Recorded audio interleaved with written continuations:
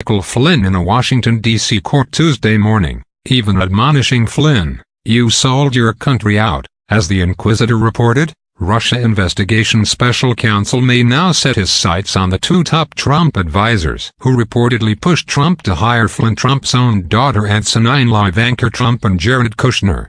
According to a New Yorker report, Ivanka Trump commandeered a meeting of the Trump transition team meeting over the objections of former New Jersey Governor Chris Christie, who was then heading the transition. She brought Flynn to the meeting and announced it, asked him, "General, what job do you want?"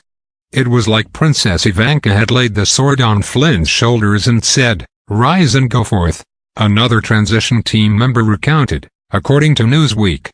That meeting would have occurred well after outgoing President Barack Obama personally warned Trump against granting Flynn a job in his administration, according to NBC News. Later, Acting Attorney General Sally Yates would again warn Trump about Flynn, telling White House counsel Don McGahn that Flynn posed a national security risk because, as she testified to a Senate committee, according to CNN, the retired general could be essentially blackmailed by the Russians.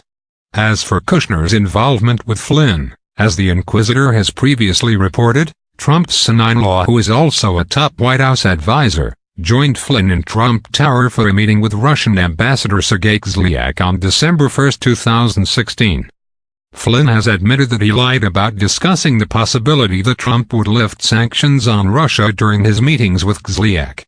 Kushner has twice been interviewed by Mueller's investigators, including a 7-hour meeting that focused mainly on Kushner's relationship with Flynn, according to The Hill. While the substance of what Kushner told the special counsel's office in those meetings has not become public, if Kushner also concealed that sanctions were discussed with Kislyak, he could face charges similar to those on which Flynn has pleaded guilty.